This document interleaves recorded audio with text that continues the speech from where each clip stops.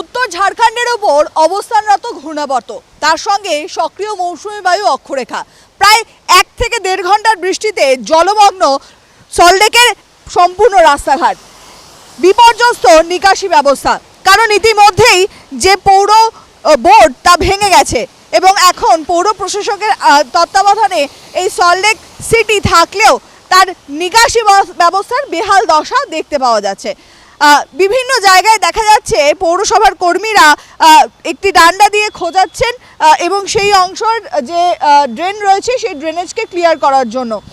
তার সঙ্গে সঙ্গে সারা সল্টলেক জুড়েই এই জলমগ্ন পরিস্থিতি, যান চলাচলে যথেষ্ট মাত্রায় বিঘ্নতা দেখা যাচ্ছে এবং তার সঙ্গে দেখাই যাচ্ছে যে বিভিন্ন জায়গায় গাড়ির প্রায় বনেটের কাছাকাছি জল পৌঁছে যাচ্ছে। এই পরিস্থিতিতে বলা যায় যে সারা সল্টলেক সিটি জুড়েই কিন্তু এই জলমগ্ন পরিস্থিতির ছবি এবং কয়েক ঘন্টার বৃষ্টিতেই এই বেহাল দশা ধরা পড়ছে বর্তমানে।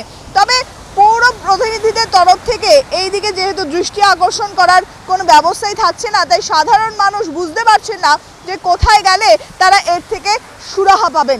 বর্তমান পরিস্থিতি এক অন্য ছবি তুলে ধরছে সল্টলেকের। সুন্দর সাজানো সল্টলেক সিটি কার্যত জলমগ্ন হয়ে গেছে কয়েক ঘন্টার বৃষ্টিতে। দীপক দাসের সঙ্গে শাশ্বতী রায়, দ্য কয়েন।